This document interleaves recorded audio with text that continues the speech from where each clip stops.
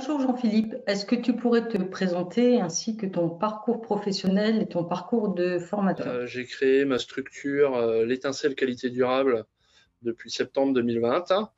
Auparavant, j'ai travaillé énormément pour des équipementiers automobiles majoritairement pendant 14 ans. Et donc, depuis ma création, j'interviens en tant que formateur pour vous, le pôle du véhicule du futur.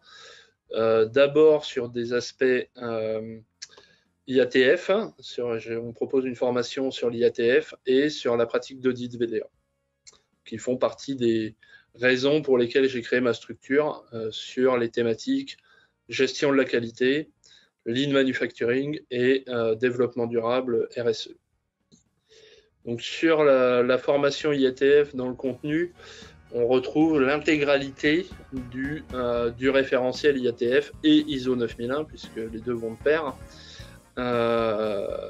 On balaye l'intégralité du référentiel, chapitre par chapitre, pour bien comprendre ce qu'il y a derrière, ce qui est attendu dans le référentiel. On a une série d'exercices qui consistent à confronter le système du management de la qualité de l'entreprise qui suit la formation au requis qui est attendu pour le chapitre concerné.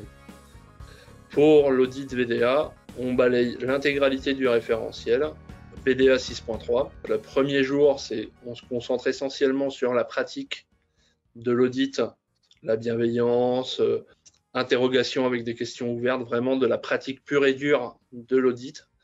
Et les 2 derniers jours se focalisent sur le référentiel en lui-même, avec les questions et ce qui est attendu comme réponse, et on échange avec les stagiaires. Et enfin, on termine avec des exercices concrets, des constats d'audit que les stagiaires doivent évaluer vis-à-vis du référentiel VDA 6.3.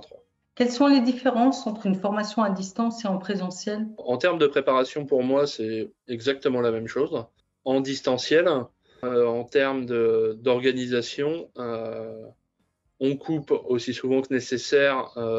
En général, on fait une pause le matin, à peu près au milieu de la matinée, pour faire une pause entre deux exercices. Et on a la pause déjeuner et encore une pause l'après-midi avant la conclusion du jour. Après, les formations, elles peuvent s'étaler sur plusieurs jours. En l'occurrence, la formation IATF se déroule sur 2 jours et la formation VDA sur 3. Jean-Philippe, quelles sont les autres formations que tu pourrais également proposer à distance? Comme l'IATF, on pourrait imaginer une formation sur d'autres normes type ISO 9001 ou les normes environnementales 14001, 45001 ou d'autres sur les normes de développement durable, ISO 26000 par exemple, et aussi plus propres à l'automobile, des formations sur les core tools IATF. Merci Jean-Philippe. Merci à vous. Ça a été un plaisir de participer à cette interview.